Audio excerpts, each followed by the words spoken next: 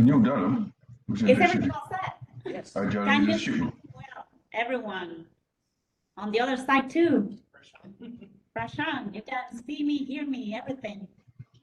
Yes, I can hear you. I can see this presentation as well. Yeah. Okay, okay, amazing. Oh wow. Well, this is really amazing. I was telling Eduardo that the last time I came here to do a presentation, it was in January 2020. I think it was almost the last meeting, right? There was that meeting, then another one in February, and boom, nothing else. So a lot of things have changed for me. At that point in time, I had one one girl, one book. Now I have two girls, three books.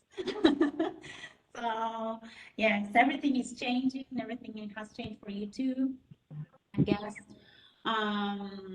We don't have as many people today as we used to have in person, but in total, I think we have much more, right? In total, we are many more, so that's amazing. That's a great thing, and that's the power of all these hybrid that we've come up with, which is great. I think it allows everyone to feel comfortable wherever they feel comfortable. And that's kind of what we're going to talk about today. Let me see if I can move this out so that you put it inside. Okay. All right, so that's what we're going to talk about. We're going to talk about Agile leadership, how to drive a weak culture in hybrid teams. So this is, I'm going to talk about 12 skills that leaders can develop, but not only leaders. We're going to see what's going on. Because you need to be close on the computer here. Oh, okay. It's gonna be complex, but we're gonna make it happen. Okay. Let's see. Let's move on. Okay.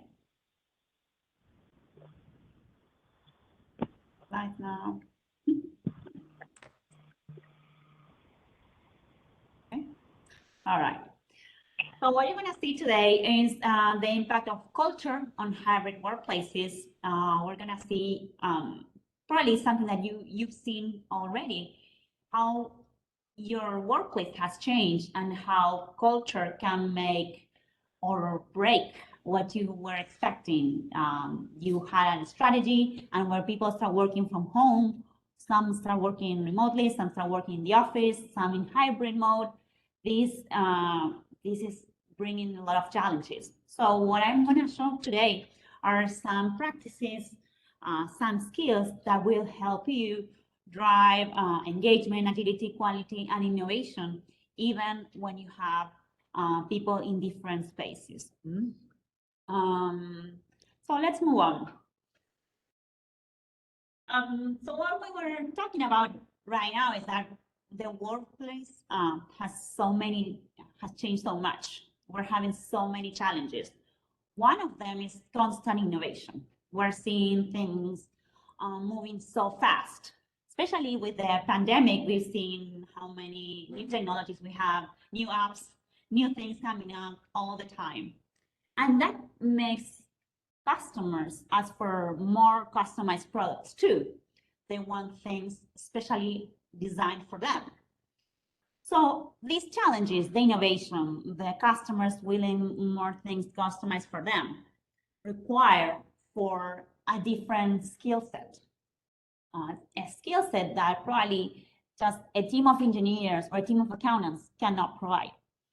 Needs a diverse team, a team that has different skills, different backgrounds, different races, different places around the world, different ages.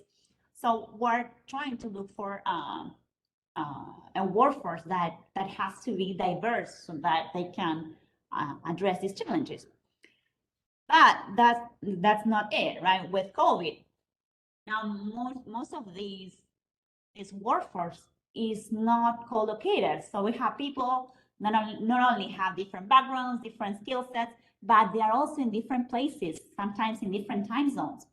So this is asking for a different way of approaching work. And this has to do with how companies can drive self-organization so that they can work better while they're working from home, which is the main thing that we're seeing today. I bet that some of you are saying, I don't know if my employee is working fine because I don't see them. Is that your thinking sometimes? Yes, some are laughing here. Yep. What else? So if you speak up today, you're gonna receive some books for free, okay? So help me out here. Not just laughing, I want you to talk. Okay, you want books? Good. So you want to say something? Yes. I've had a lot of managers say that they're not sure work how to measure it. Yeah, that's a very important point. How you can measure something that you cannot see. That doesn't mean that maybe before you were able to measure fine, measures were okay before. Whenever you were able to see the person, was it doing perfect? Everyone was doing great? No, right? So it's tricky. It's something tricky and something that we need to figure out how maybe we can measure in a different way. Yes, Laura. Trust people.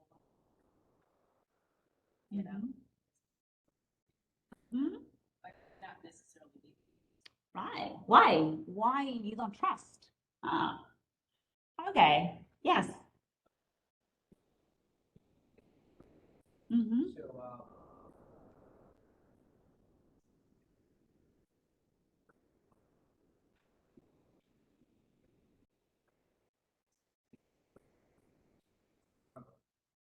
So, when working with a company, great, because you know your colleague, even the company, you just see them on time to time on Zoom and call or something like that. Yeah, that's very true. That's kind of some of the things that we're going to talk about today. Different ways to connect people, even if they are working remotely, right? How you can build those relationships the same way you used to do before. Before you would go to the cafe, like we're doing today, right? You go to the cafe, you talk to them, you see them in random encounters. How can you do that when you are not working face to face? You're not working next to each other. But there are different ways. I'm gonna show that. So you wanna start giving up the books, or how do you wanna do it? Who won the book? Well, several have already talked, so. Okay, let's move on. So- Can you repeat the answer? Microphone? Yes, we'll do that. All right. So some statistics. In 2021, there were almost 400 more remote jobs. Today, Laura was talking about a hybrid job, right? That's something that maybe, last year or before pandemic, you had to be in Houston. Maybe now you can be somewhere else, but go, once in a while. There was also others right now, a 41 resignation rate. April 2021, this has been the case. A lot of people are leaving their jobs, and companies are losing more than $900 billion yearly. Any reason why? Any guess why this is happening? So many changes, new jobs coming up, new skills coming up, and people are leaving their current jobs and looking for new opportunities. And this is what is driving these big loss. You have to train people again. You are losing knowledge. You have to spend a lot of money doing their recruiting. A lot of people that are not engaged are making more mistakes, right? Are working in a different way. So what is there that is missing? Yes, teamwork makes the dream work. That's perfect. you. Excellent. Yes, that's exactly what we're going to talk about now. How teams can help this change. Because something that people are struggling to get, that's why they are leaving the companies, is because people want to feel part of something bigger. Did you know that? Each of us want to be part of something bigger, something that we know what it means. You know, we want to be aligned with that purpose. So there are many things that are driving our behaviors. Okay, that's culture, the way we behave, the way we work in teams, the way we trust or we don't trust. That is culture. But culture, many companies think that, well, cultures just happen. Just people are, they are not engaged, or they are engaged, or they are happy, or they are complaining. And that's something that happens. It's something that they cannot control. And the truth is, there are many researchers that are showing that culture is a result of the environment, of all the things that you have around, even maybe if you work remotely, or maybe if you go to the office and you go to these kind of Google, right? You go to these nice buildings where you have cafes, where you have ball pits, you know, you have bicycles where you can go around. That's the kind of environment that builds a type of culture. Then you have small teams, how these teams work. Then you have leaders, all these people that are mimicking certain behaviors so that these teams behave in a certain way. But all these can be managed in a way intentionally. And that's what we're going to see today. How we can drive a weak culture that will drive the behaviors that we want to see in the culture.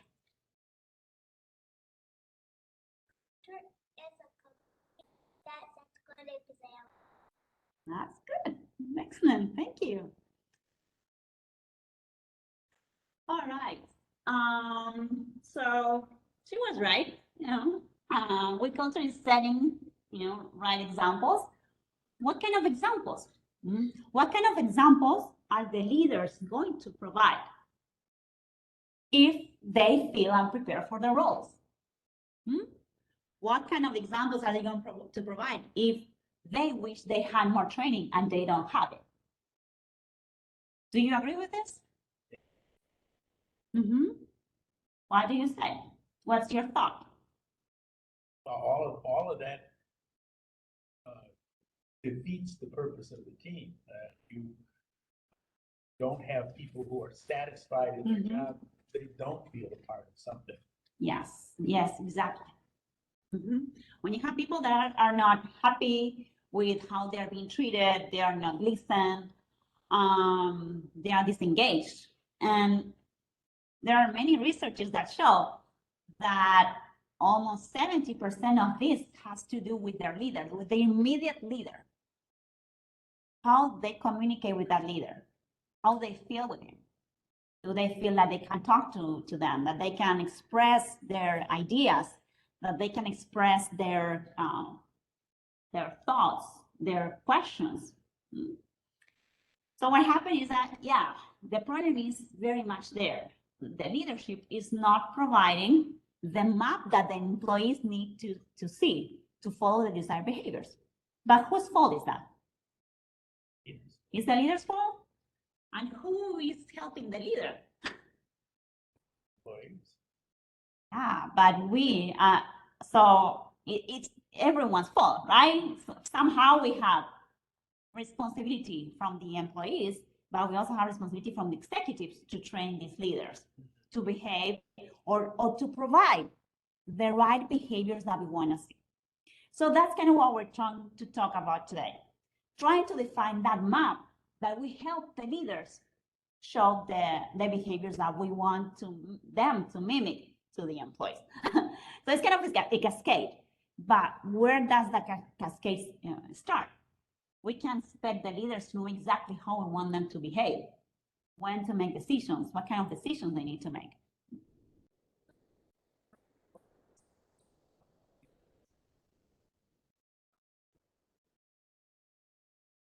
individualized experience. Yes, a good example of individualized experience would be, for instance, how you do your training. You can attend to a training that is, the same training. It's been the same training for many years for all the leaders, right? Just 3 days in a hotel room with, the drill, right? The same leadership course for everyone. Does that look like an experience that is customized for the employee? No. So what kind of experience would be more individualized for the employee? In terms of training, for instance. This is just an example, right?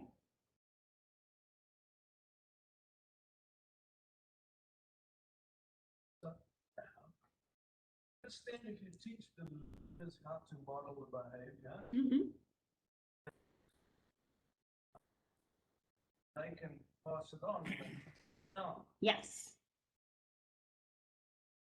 but you always want a more individualized experience. One-on-one training and coaching, Yes. and that can't do it in a systematic, efficient way. It's very, Mhm. very expensive. Well, there are many companies that are coming up with different ways of doing that, but there are many companies that are offering coaching for all the levels of the organization. So instead of having only the executives having coaching, they are offering that to any type of employee. Maybe less sessions for the executives, but also some more sessions for everyone else. It doesn't, of course, you cannot have weekly sessions for all the employees, right? But at least you are offering something that they can, when they are worried, when they are stressed, they are, frustrated, maybe they need someone. So coaching one-on-one would be one of those. When you're doing online training, at your own pace, that you can choose, maybe kind of, those books that you can choose how to end, right? That's also something that is individualized for the employee. Maybe defining the training that you want to do with your employees. It's just, okay, you should go to this training that we always been doing. But I already have those skills. Maybe I need another different, another set of skills. So that is in an individualized experience. But the only way to do that is that if you have profound conversations with your employees. Not even getting to coaching, right? But you as the leader, you're leading 5, 10 employees. If you don't have these deep conversations, you are never going to be able to provide this customized experience. Yes. In the company I work for, the president at the end, he asked us to talk, each one of us send him an email saying, what do we need to be successful in our position? Okay. And we, all of us individually, became with like a which for our position and our, yeah. And what we're doing as well is we are customizing the onboarding depending on the position. Excellent. And where it's okay. Great. Excellent. That's again another example of how you can customize things. Perfect. Great example. So for the ones that didn't listen on the other side, she was saying that in your company, your boss is asking you for emails on how you can customize the onboarding or your own training.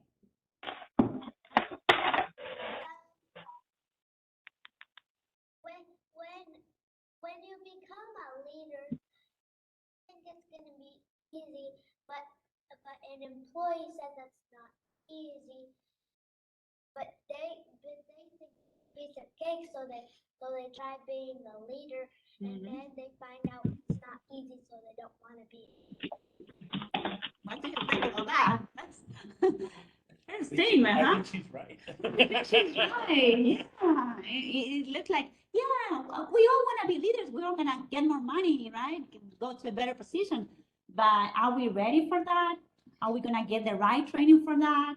Are we going to do the extra mile for that? Or, there are different skills. Not everyone can be a leader or, okay, sorry.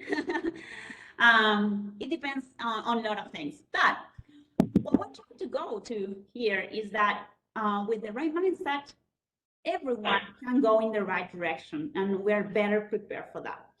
So we're gonna do this quickly. It's a lot of information here, but some examples of what is the me versus what is the we culture that we're trying to strive for. So for instance, a me culture would have to be with, having a focus on short-term objectives. Maybe what's gonna work for me, see, while I'm leader here, I'm an executive here for these next 3 years, what's gonna work for me? And that's what I'm gonna work on. Versus in a we culture, you're gonna try to focus on, okay, what's the purpose of the company in the long term? How's that purpose is aligning to mine? And how what I do is gonna be good for not only for me, but for the company, for the community, for everyone around me. Decision making. In a me culture, I'm the leader, so I know everything, so I'm gonna make the decisions, right? But it's not just I say so, but my leaders ask me to make the decisions too. That's how it works here. While in we culture, what we're trying to do is, okay, what is the person next to the customer trying to say? Like you said, right? What are your interests? What do you think is good in your specific position? What is success? And what is successful, right? So what we're trying to do is we have to improve how we connect with people. That's one basic thing. We have to improve attention. Where do we put our attention so that we can drive quality? We have to improve respect. While before, again, the leader was the one that needs to be respected, in the we culture, we have to realize that everyone is important in the company. Everyone, since from the person that is cleaning to the executive to the leaders, every type of employee. But that's not easy to do, right? It's a big change that we need to do, but there are many ways to do that. And one of the ways is empowering people. But again, we have to work both ways. You have to empower people, but you also have to train people to take that power. And that is what's gonna drive agility. So in order to build a we culture, we have to define an intentional culture that thinks about caring about everyone. Caring would be connecting, attention, respecting, and bringing empowerment. So these are basically the 12 skills that we're gonna review today. We're gonna try to see how every dimension, the dimension of connections, has 3 skills, and each of the dimensions has different skills. So before we move on, I just wanted to ask you a question. So you may wonder, why is it that this is a quality meeting, right? Why is it that we're seeing this? Why is it that we're talking about culture here and about leadership skills? Why do you think this is important? Sorry. Are you saying what does that have to do with quality? Yes. Okay. Anybody wants to answer with the microphone? Quality is about people. Well, you can just Quality is repeat about the question. people. Repeat the answer. Great. Yes. Quality is- It says that quality is about people. What do you say? Is that correct? Yes. Quality is about people. So when you're trying to implement your lean implementation, you're trying to implement 5S, you're trying to do DMAIAC, you're trying to do a side book, you're trying to do a FMEA, or you're trying to do a long-term change, you're trying to implement SMED. How do you do that if you cannot engage your people? That's right. And this is something that is not new, right? It's not something that I discovered, of course. This is something that's been discussed for a long time and started with Deming, if not with people previous to him. But Deming was one of the first that talked about importance of the soft skills. So he implemented the control chart, the PDSA, but he also said that the power had to come from the employees. They had to be asked. They had to offer opinions. They had to participate more, basically. And he taught that to the Japanese, and that's where all these lean and all these methods in Toyota came from. So for a long time, he talked about remember the 14 Deming principles, again, the PDSA, but at the end of when he was when he died in 1993, at that time, he was writing a book in which he presented the system of profound knowledge. Have you ever heard about it? Yes. You heard about it. You too. Okay. Anyone else? You too. This is something that is not very well known from Deming, actually. So what I'm trying to show here is how it is connected to what we're doing, and you'll see that it's very well connected, because the first part of the system of profound knowledge, appreciation for a system, had to do with connecting everyone, connecting all the, not working in silos, and that's the way how you're going to get innovation. Then the knowledge about variation. Yes, he speaks about control charts, but he also speaks about, the control chart is not for punishing people. The control chart is so that you know what's wrong and try to help those people. So that's why you need to improve your attention to the details, to see what's really going on. By what method, he would say, right? And that's how you get quality. He also talked about psychology, because it's very important how you treat people. They are the ones that are leading the company.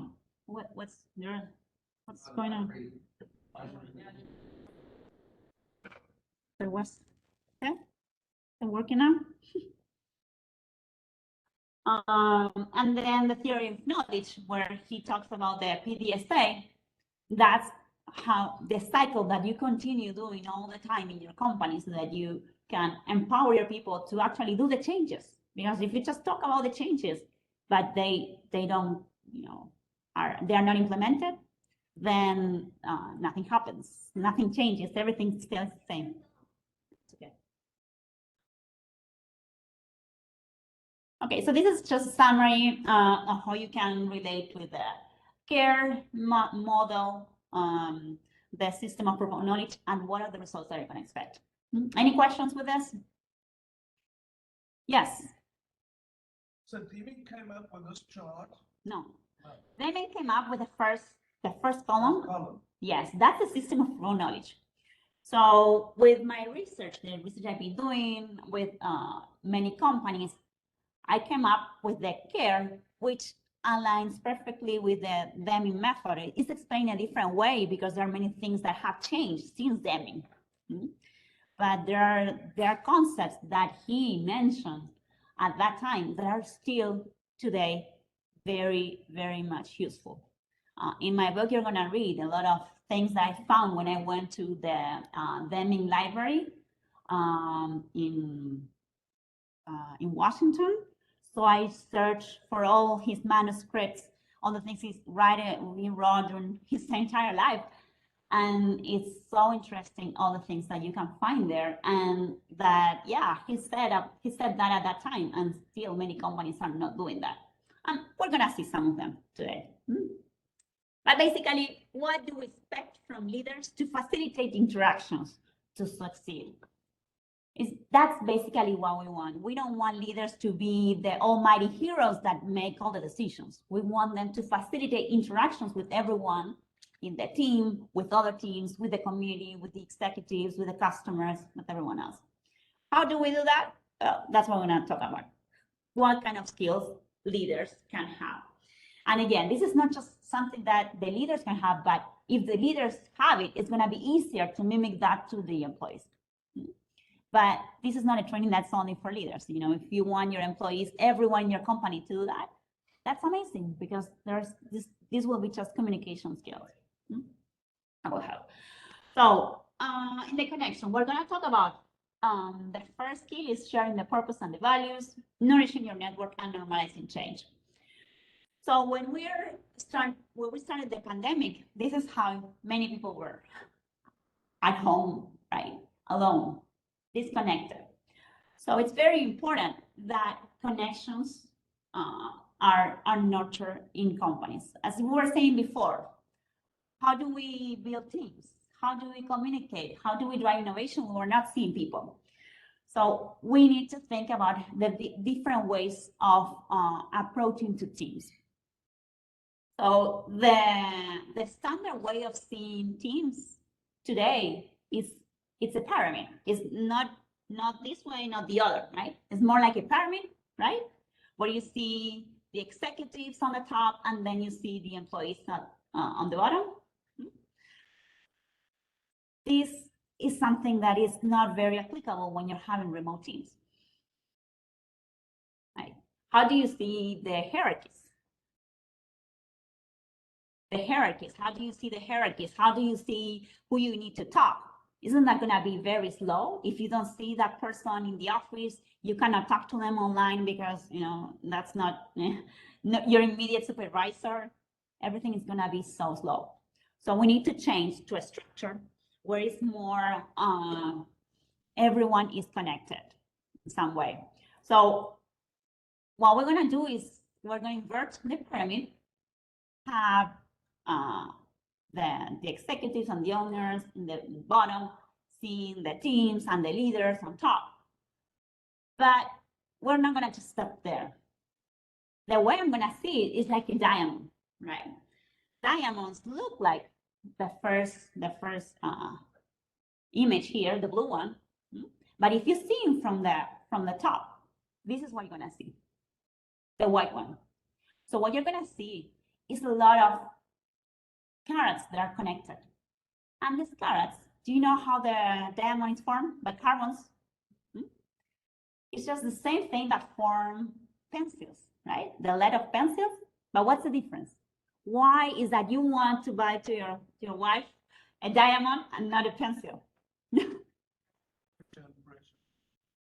Temperature, pressure, and that impacts how these carbons are connected.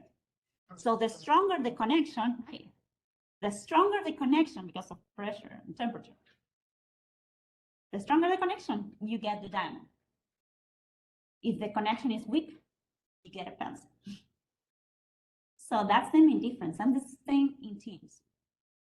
The connection with the different parts of the team are what gonna make the team stronger and shine even more. But in order to shine, everyone needs to shine.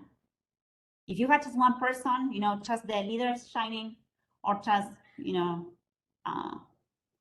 the executives shining, that you're not gonna get a good diamond. So that's kind of how you start to think about the team. You need to nourish the network. How? Communicating often, communicating in short and sweet ways, in different ways too. Before we would accept a meeting, that's fine. Now we have to connect on Zoom, on web, right? We have, maybe some people want to get a call. Some people want to Slack you, right? Some people want to send you a chat over WhatsApp. There's so many ways, so many people. And that's part of what we were talking about, individualizing the experience. Some of your employees will want you to communicate to them by phone. Some will want to use the camera. Some will want to see you. So that's kind of the approach I need to say. What is that your employee want? And use that. And we need to normalize change. Use different tools that we have, as we were saying before, right? How do we communicate when we're working in hybrid teams? There are many tools. This is one, for instance. It's called Mural.co, that is used to communicate and share and do post-its like we would do on the wall and would do here on a whiteboard. You can do that online. So that's a way to communicate with people. Other organizations have kind of meetings that they can do randomly with someone, kind of like Tinder, but for companies, okay? Don't get excited. So you can just, you know, say, okay, I have this interest and I want to meet someone with this interest because I want to do a project, or just, you know, to talk about something, or I'm worried because, you know, I'm a minority and I want to have someone that has, you know, my same background. Okay, so you can use those tools. So there's so many things, but you need to normalize them. You need to just Okay, embrace them. See all the tools that are available. We're gonna work with someone from Singapore and someone from Kuala Lumpur and someone from Buenos Aires. Great. How we do it? But just jump in, because this is what's gonna happen. You have to just normalize it, make it part of your life. So that was basically how you improve connection. But now you start, when you start a company, connection is very important. You start teams. You start, getting new ideas, fresh, good. But then once you have all these new ideas, you wanna start measuring. How is it working? Is it, the results are good? And that's where you focus on the, on attention. That's the other dimension where you're gonna talk about decision making, understanding metrics, sensing risk. And how do we do that? In a different way. One hand, push decision making to the front line. Again, this is not new. Toyota is already doing it. Many companies are doing it. Toyota is doing it with the Andon. Have you seen that? Have you been to the Toyota plant here in San Antonio? Yes, you've been there, right? It's amazing. Did you like it? Yes, yeah, it was amazing. We could see that. We could see how the employees were pulling the Andon cord, and they were listening to the music so that everyone knew that there was a problem going on and that person had to solve it. So this is a way to push decision making to the front line. You share what's going on. You use data, not opinions. You learn to persuade people. Everyone needs to learn to persuade, because everyone needs to make the decision. That you need to create a safe space for people to be able to make decisions. It's not just that you give them, you say, okay, now I'm the leader, but now you're gonna make the decisions. It's not just like that. You have to provide a space where they feel free to provide alternatives, to give their opinion, but again, use data, not just opinions, just prove, show the facts, but teach them. Employees are not used to do this way. So we need to teach them how we expect them to make decisions, so the decisions are good and we grow together. And we also need to be available when they ask for help. In many cases, leaders are, some are facilitators, which is what we are striving for, but some are abandoning leaders. They say, okay, now it's your turn. You made the decision, but I'm out. Yeah, right. And that's not good. But then you have the micromanagers that's not good too either, right? Because they will make the decision for you. So what do you think? One of the things that bothers me about all of this is that Yes. We're talking about everybody doing everything right. Employees doing everything right, managers facilitating and all of that. What happens? You have somebody who isn't there. Yeah. You know what I'm saying? Good question. So he's asking, what happens when, not everyone is doing their job, right? There's people that they don't do their job or they don't do it right. So what do we do with that? Okay. To make people like help you with something, make you like go somewhere. Yes, that's correct. But how do you do that? He's trying to say cross. You share with the people. Okay. Yeah. So she's talking about persuading, right? Why is that? You're making people do something. You try to tell them to do this by tricking them of something that's. Oh, is that persuading, tricking them? Well, that's not quite. But yes, there are so many people that do that trick them. But that's actually not persuading. I mean, you're forcing them to do something that you want, but it's going to be beneficial for you, right? So actually persuading would be that it's going to be beneficial for everyone, but you need to explain why. Right. You want to convince them that it's good for them. Yes, it's good for them, for everyone else, not just for me. that it's not that you're trying to force them into something that they don't know about. You want to persuade them that what you're trying to do is going to help them In a certain way. in a certain way. Right, exactly. Come to the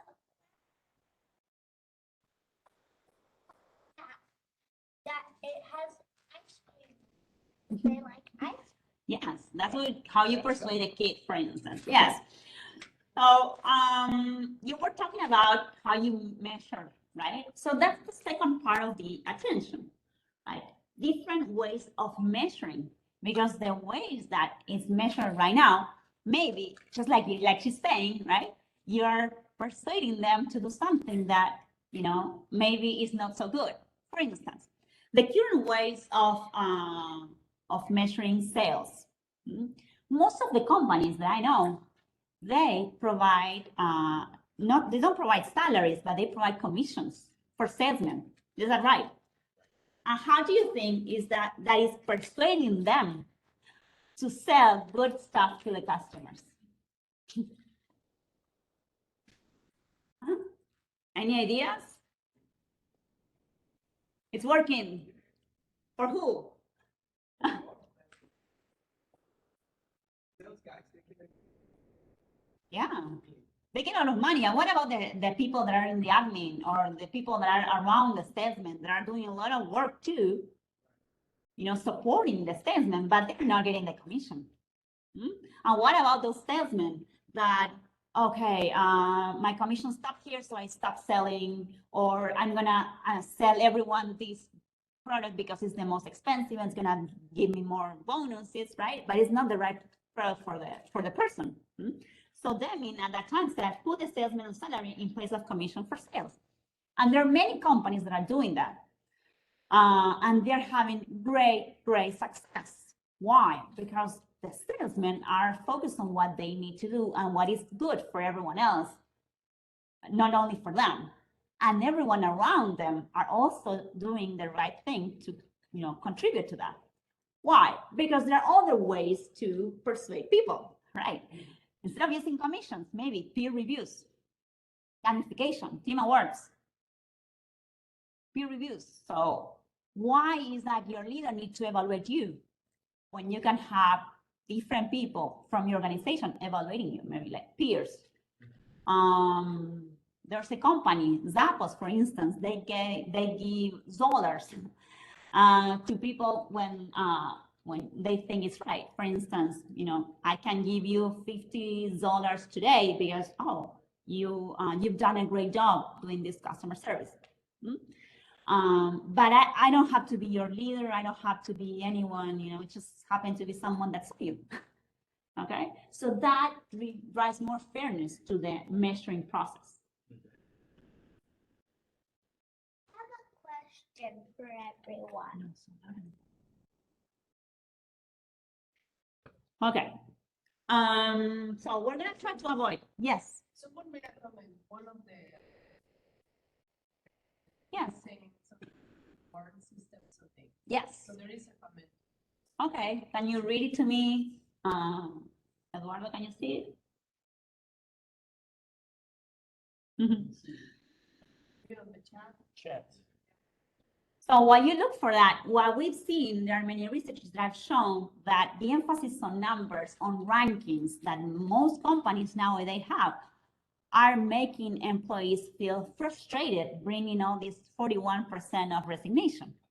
Because when you are focusing employees on just numbers or, pushing them to do something or driving a number or a goal that they didn't define together, it's triggering for them the fly or fight, mode, instead of the motivation mode, which you can drive if you say, okay, what do you think you can achieve this month? What is the goal that you think you can get?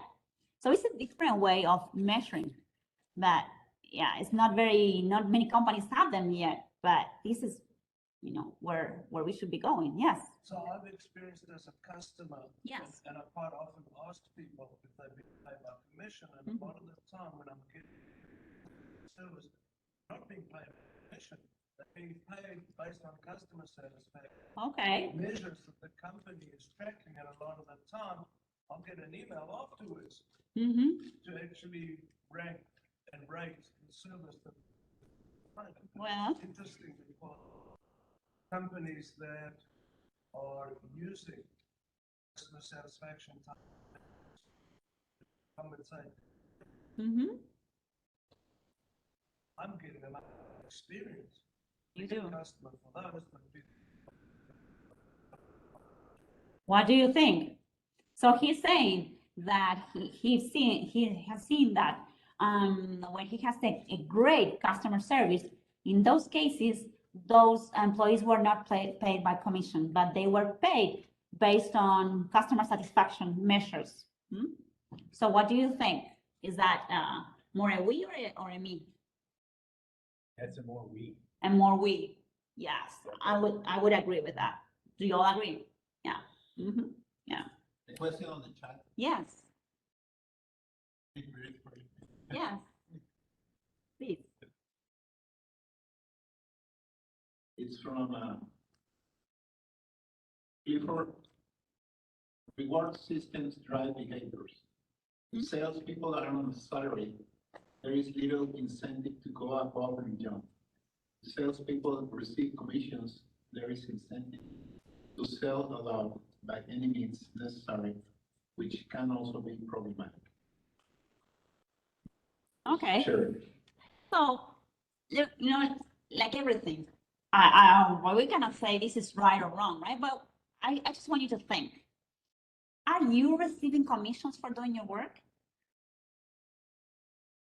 You are? You are. Okay. What about the rest? So you're not going beyond just because you're not receiving commissions. You're always receiving the same salary. And you're not trying to do your best? Eduardo, are you getting paid for being here? No, right? For being the leader of the section? Just Cheetos? Okay. Right. There's a raffle, I'm sorry, yes. So you see that it's not all about money, right? So sometimes money can, yes, I'm sure that the first month that you So I'm going on a conference call here. Get better because I'm getting more money. Yes, I also sold phones online and I was getting money for that, but I was so frustrated every day because that one day I was so happy selling, the next day customers were not answering me back and I was sad and I was, oh, how is this happening to me? You know, and this is what happens. And you know, salesmen, they quit the job very often, right? Every 2 years, 3 years, they need to leave because, you know, they get exhausted. Not the good ones. Okay. So yeah, this is a long discussion. I don't want to get into this, but yeah, I want you to understand, you know, where we're going, which again, you can decide what's best, but there are many different ways of approaching it, and you can try what's best for you, what's best for your company, what's best for, you know. Yes, yeah. what's best for the individual. Yes, and for the individual there are certain too. People who do really well Yes. at selling and make good commissions and have good customer service. Yeah. There are other people who just can't handle the task. Yes. It's a very individualized thing. Well, and that's true of most jobs. Yes, and that's true. Maybe you have to just individualize the experience again. For some, maybe you need to give them commission. For some, maybe you don't. But there are many companies that right now are giving even commissions to everyone, like all the rewards, all the bonuses are being offered to everyone in the company based on customer satisfaction or maybe based on return. So that's the way of sharing. Okay, we're all winning. It's not just the salesman who did the good job. Okay, there's a lot of people around the salesman. So why not sharing that with everyone else? Then the last part of attention is how you manage crisis. Manage risk by sensing together, doing FMEAs together, doing asking everyone else involved, what do you think? Sharing what you don't know, which is something that we usually don't do. We just don't share what we don't know because we don't want to feel weak. We don't want to see as we're weak, as we don't know something. But that's bringing a lot of uneasiness for everyone else. And this is what happened in the pandemic. Many people didn't know what was going on or what's going to happen with their jobs. And then, leaders maybe knew something, but they wouldn't share it. So maybe it's better that we all share what we know, and that's going to help people be more connected, even in times of crisis. So we have two more. I'm going to try to be to the point so that we can see all of them. All right. So in respect, so we saw connection. What else? And attention. Now we're going to be seeing the psychology, as Demi would say, which is the respect. And the first one has to do with empathizing with individual motivations through more one-on-one meetings. Again, we're talking about coaching, but also it's about how we can drive individual meetings with the employees. Many companies were doing team meetings and maybe, one-on-one meetings once a month, or maybe only for the performance reviews. But when you're working remotely, what do you think? You have to increase that or you have to decrease that? Increase.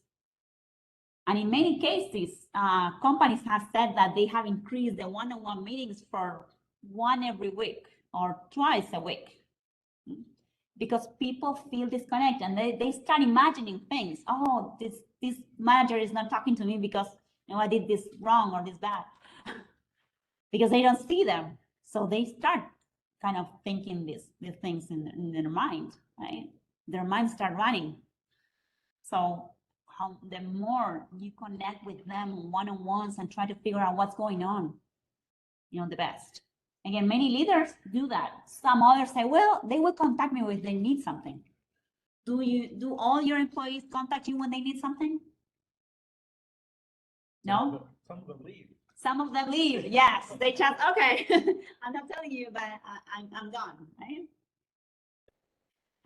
Some others will tell you, yes, I need a conversation, but some others won't. So again, we need to customize it. So we talk about this, we ask them so that, we know what's going on with everyone else. Also promoting team psychological safety, and we're going to see some impact on that. And also embrace diversity, equity, and inclusion, which we've heard a lot of this, but this is real. This is something that we need to consider. Yeah, this is a picture of a place that she enjoys so much. It's a ball pit in a company. This is Zappos that I mentioned before. They are very team-oriented. They have done many things in regards to respect. And for instance, when the pandemic started, their sales, went down like everyone else. But they said, okay, instead of making my employees leave, I'll ask them to just answer the phone for whoever is calling and help that person. So Zappos sells shoes, but many people would just happen to call them and start with the shoe, and then they would speak for hours about their family, about their things that are going on. And the company said, okay, go ahead, talk to them. They told their customer service representatives, just, forget about the script, help that person wherever they are. So that's kind of what a lot of people need at that time. Yeah. So we need to promote one-on-one conversations, promote psychological safety. Psychological safety means that everyone in the company is feeling fine being who they are. Not hiding any part of their identity. What kind of race, what kind of background they have, what kind of experience they have, what kind of gender they are. That's something that if you embrace, if your company takes a lot of effort in embracing, you're going to keep your employees for a longer time. Many employees will come to your company because you are that way. And there are many researchers that show that companies that are in the top quarter of being more DI oriented, they have 35% more return on investment. So it's impacting, and nowadays even more, because before people were more quiet about that, about feel, left out, about not being able to talk. But now people know that some companies are being good about it. So how is your company doing about that? Nice question, huh? Any comments on that? Any change you've seen in your companies in regards to this? No? I know many companies are offering more hotlines or coaching again for assisting employees, more resource groups. What is the resource groups where you have groups for African Americans, you have groups for Latins. That's something that's useful that many companies are doing, and it's very good for helping people to connect with people that are like-minded or that have the same issues or the same concerns. So that's something that can be easily done and is helping employees a lot. Talk about that. Many organizations need to show other employees that maybe are not part of minorities that these minorities are struggling and how we can all work together. If not, the company is going to be struggling a lot because again, we're not having diversity. We're not going to drive innovation. Diversity helps driving innovation. All these aspects are connected. You know why diversity drives innovation? Why do you have a more return on investment when you have more diversity? Different ideas from people, backgrounds, I think differently, they have huge. Yes, exactly. So he said that we have diversity brings people with different ideas, different views, and that is rich. That helps you think in a different way, be open to different things that we never seen before, and that can drive innovation. Yeah. And again, you have a more open pool of people to look for when you're trying to look for candidates. Candidates will come to you. Yep.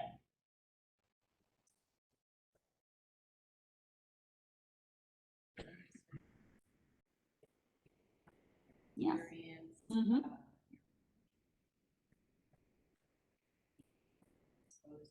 Yeah. Because the diverse Mhm. actually solve problems.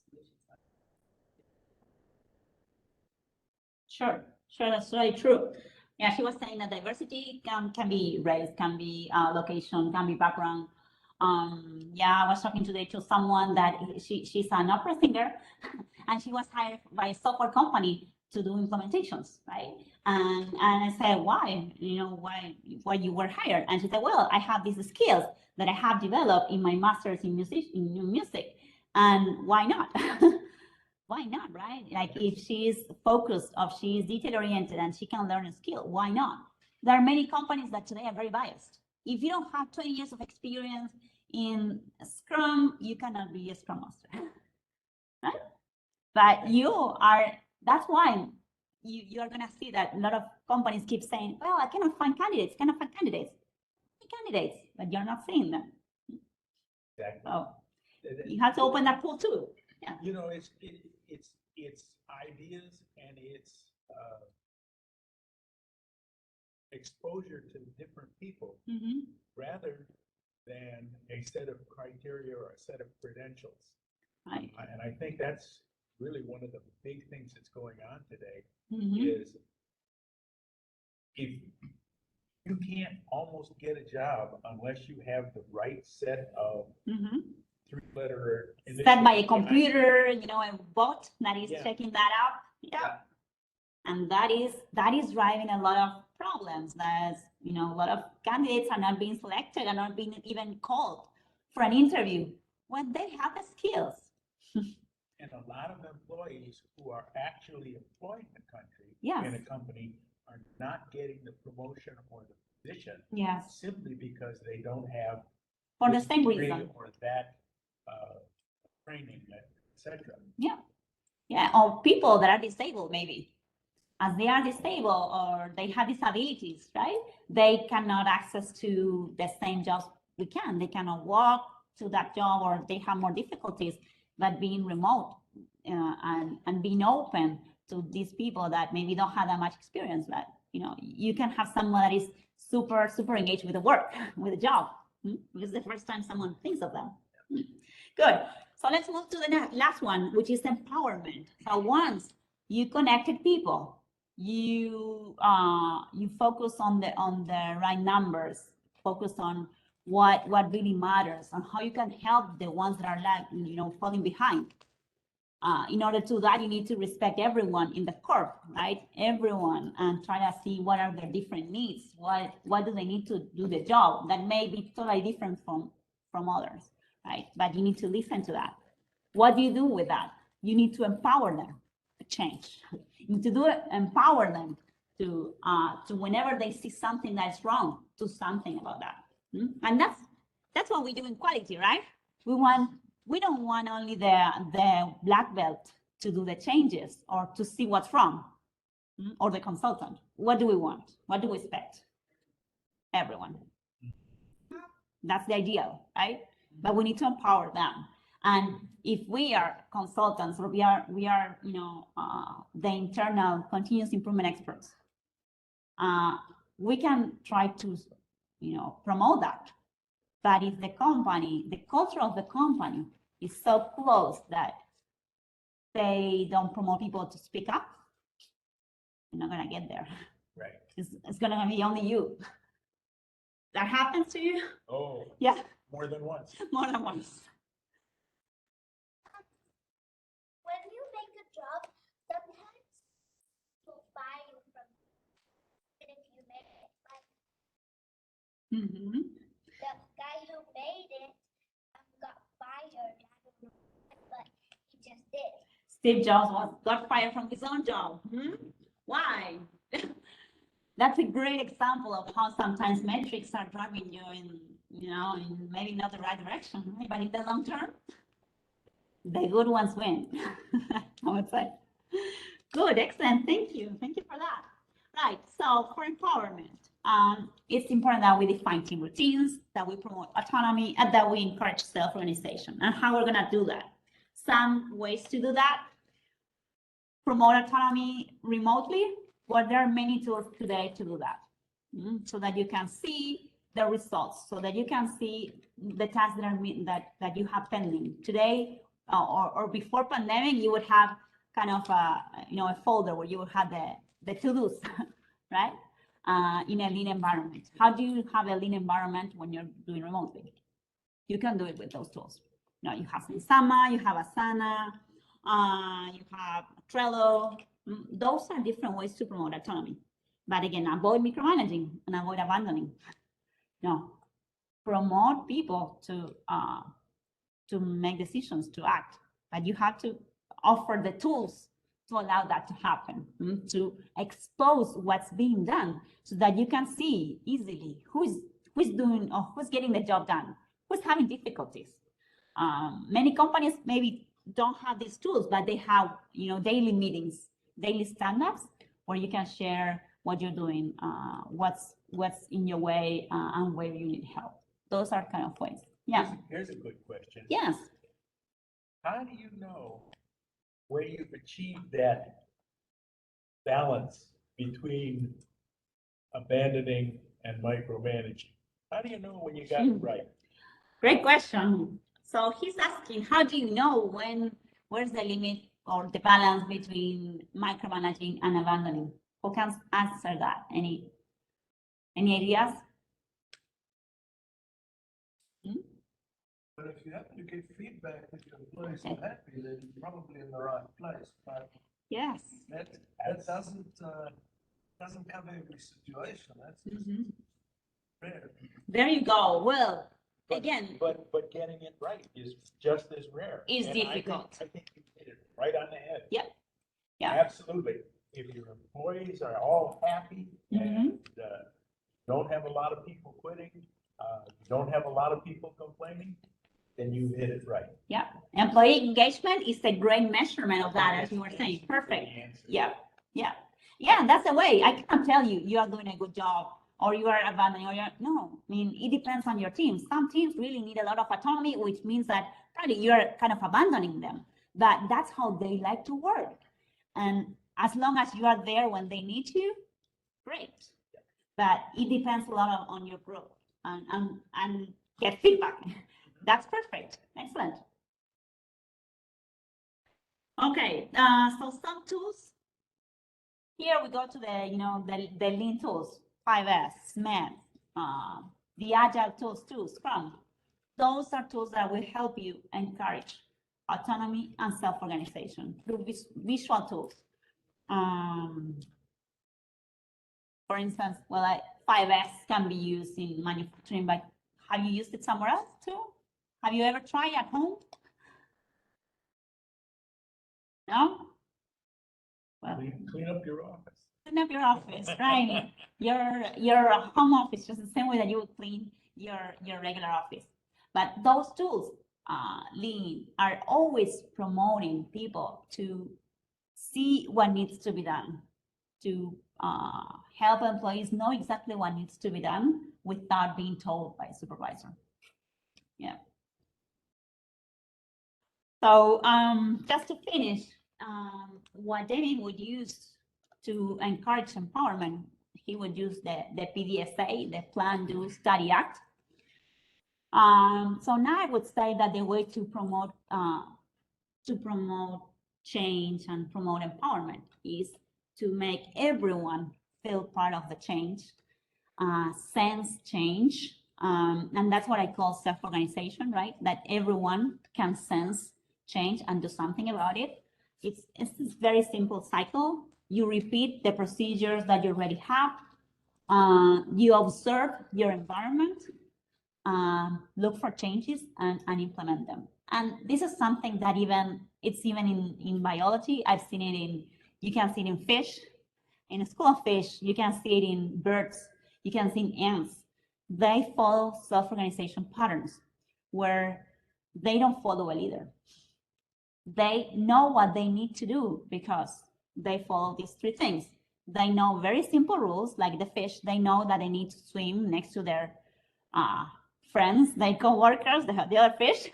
Not too close, but at a certain distance. But they need to follow everyone so that they are together against a shark or someone who's coming to get them.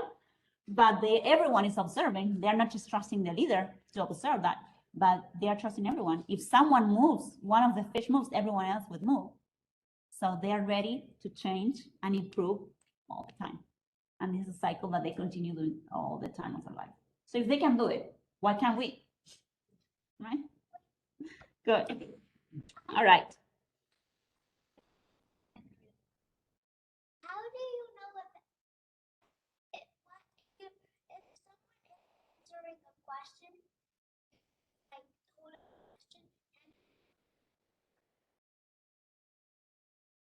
question, The answer,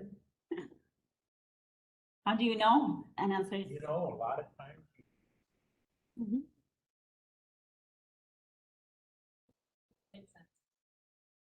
Makes sense, or maybe you see what the other think, and if you agree that is right, then it's right. because if you say 2 plus 2, it's not 22. Yes, there are some things that are right, some things that are wrong. In what we are seeing about culture, there's nothing that is right or wrong. So every culture is different. So all these skills can be, can be used by every company, but maybe you define that some are best for you. Maybe you are in a company that is innovative, and maybe you need to look for the first skills in the connection, explore those first. Maybe your company is more customer oriented or employee oriented, so you need to focus on the respect first. So everything depends on, again, the type of culture, the type of employees that you wanna raise. But really, if you drive a culture where you focus on people first, you're gonna have a big return on investment, because it's gonna be, you care about your people will work more engaged. That will bring people to provide a service that is like you mentioned before, right? Customer service is greater, it's better when people are happy. And if the customer service is better, then you won't need marketing to promote your company because the same customers will promote your company. So that's kind of a virtuous cycle that you follow. So the last exercise that I just, I would like you to think about, as we close today, think about what's going on in your company. What is me? What is kind of a me thinking, and what's a we thinking? And try to, maybe you can propose some changes or promote, do a teamwork or team building and ask this question. Some examples are, okay, do I have an individual office, or you would have shared open desk? Are we, promoting more face-to-face employees, or are we giving, equal opportunities to everyone, even those that work remote? Well, there are many things. If you have any ideas on means or with. Okay, any questions? People on the other side of the line, if you have any questions, you unmute them. No, people is, they can unmute yourself if you want to make a question. We are running way ahead of the long time, but anybody is want to make a question, just unmute yourself. If not, we're just going to thank Luciana. She's going to stay here. The people will have some comments. It's about what about you were not able to listen questions, but that's the benefit to be here in person, right? So I hope next time you're going to be here with us. And I want to just thank Luciana. Come here. Come around. Thank you. Thank you very much. Thank you, everyone. Please introduce yourself.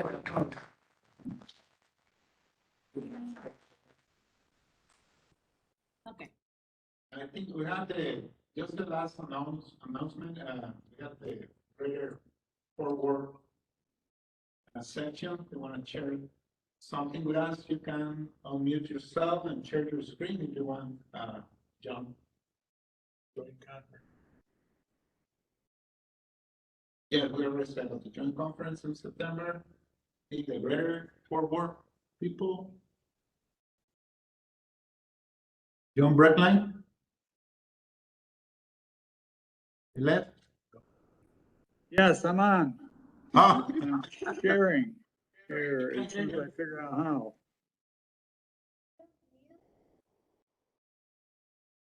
So do you have my presentation? Oh, okay. There you go. Yes. Yes, okay. So I want to thank you for letting me come on for just a couple minutes. I'm on a PC, not at home, no headset. So can you hear me fine? Yes. Yeah. Okay, so I want to just do a quick pitch about our ASQ cruise. It's going to be in October. Prices, as you can see here, I'm not going to read all that stuff to you, but it's a great deal. And these are all inclusive for an inside inclusive seminar, whether it's an inside ocean view or a balcony cabin. And your guest would spend $100 less than that. And why did it disappear? All right, I guess we're going to have to start the presentation again. There you're back. All right, so we're going to let it run again. There's a QR code on the lower right-hand side there. If you click on that, it'll give you a full detail about what's going on. It's about a 4-page document that talks about our history, how we get our speakers, what we do, what do you do in port. It's worth 3.0 RUs for the ASQ time, which is the time at sea. We've got 3 ports we're going to be going to. The map is going to pop open here in just a moment here. And there's the 3 ports that we're doing. And it's good for anybody. There are no restrictions. You don't have to be an ASQ member. You don't even have to know anybody from ASQ other than how to get registered. That's all I have. I hope we see a couple of you. You follow that. The first thing would be your registration with us for the conference, And then we would follow up and send you the information, to book your cabins at the prices above. Okay. And I'm not gonna take any questions. You can always send me an email or follow up with that QR code there to get more information. My email is on that and other contacts. So we hope to find you joining us.